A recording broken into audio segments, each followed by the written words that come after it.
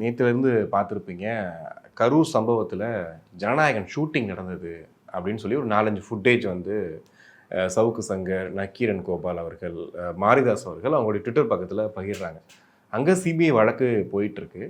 ஆனால் இவங்கள்ட்ட எப்படி ஃபுட்டேஜ் கிடச்சது அப்படின்ற கேள்வியில் ஆரம்பித்து, ஏன் இந்த நேரத்தில் திடீர்னு விஜய் எதிர்த்து இந்த விஷயம் பண்ணுறாங்கன்ற ஒரு கேள்வி இருக்குது. நீங்கள் எப்படி பார்க்குறீங்க? வழக்கு நடக்கும்போது இவங்ககிட்ட எப்படி ஃபுட்டேஜ் கிடைச்சது அப்படின்னா, இந்நேரம் சிபிஐ அங்கேருந்து வந்து இவங்களால தூக்கின்னு போனோம். உங்களுக்கு எப்படிப்பா கிடைச்சது?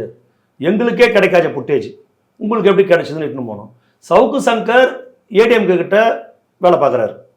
அந்த மாரிதாஸ்ன்றவர் பிஜேபிக்கு ஆதரவாக தான் இருப்பார். நக்கீரன் கோபால் சொல்ல வேணாம், அவர் அறிவாலயத்தை நக்கி நக்கி பழைக்கிறவர். சரிங்களா? இவங்க எல்லாரும் ஒவ்வொரு பக்கத்தில் இருந்து விஜயை வந்து கார்னட் பண்ணுறாங்க.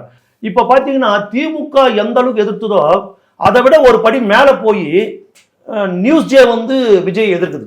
விஜய் வந்து கடைசியாக இப்போ சிபிஐ வழக்குக்கு போயிட்டு அந்த சிபிஐ வழக்கில் உட்காந்துட்டு அவர் வெளியே வந்துட்டு பிரஸ் மீட்டை பார்க்கும்போது, ரம்ஜான் பிரஸ் மீட்டை பார்க்குறப்போ எந்த கட்சியோடும் கூட்டணி கிடையாது, நான் கட்சி ஆரம்பித்த காலத்தில் என் மீது வீண் வதந்தி பரப்பப்படுகிறது, நாங்கள் தனித்துத்தான் போட்டியிடுகிறோம், நான் டே 1ல் என்ன சொன்னேன், பிஜேபியோடு கூட்டு கிடையாது, அது என் கொள்கை எதிரி, தாமரை இலை மீது தண்ணீர் கூட ஒட்டாது, தமிழ்நாட்டு மக்கள் ஒட்ட மாட்டார்கள் அப்படின்னு நான் சொன்ன பாருங்களா.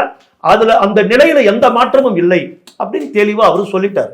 அதுல இருந்து இவங்களுக்கு கோபம், வைத்தெரிச்சல், காண்டு அதிகமாகி அவர் மேல நியூஸ் ஜேல நான் பார்த்துட்டு இருக்கிறேன், ரொம்ப கடுமையா அவங்களுடைய வன்மத்தை வந்து கக்குறாங்க.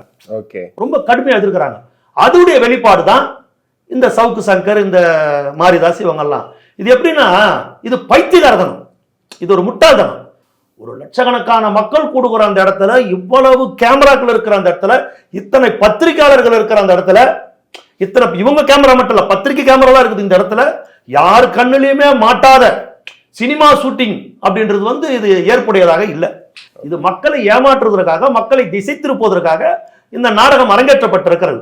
அப்படி சவுக்கு சங்கர் கிட்டயோ இவங்க கிட்டயோ ஏதாவது அப்படி ஏதாச்சும் உண்மையிலேயே ஒரு டீட்டெயில் இருக்குதுன்னா இது அவங்க சிபிஐ அலுவலகத்துல தான் மறுபடியும் ஒப்படைக்கணும். இப்படி ஒரு எவிடன்ஸ் இருக்குது, நீங்க கேளுங்க. ஆனா இது பைத்தியக்காரதனம், முட்டாள்தனம். அப்படி ஒரு சம்பவமே நடக்கல. மீண்டும் இவங்க மக்களை குழப்புறாங்க, மீண்டும் மக்களை குழப்புற வேலையில இவங்க வந்து ஈடுபட்டு இருக்கிறாங்க. இது எடுபட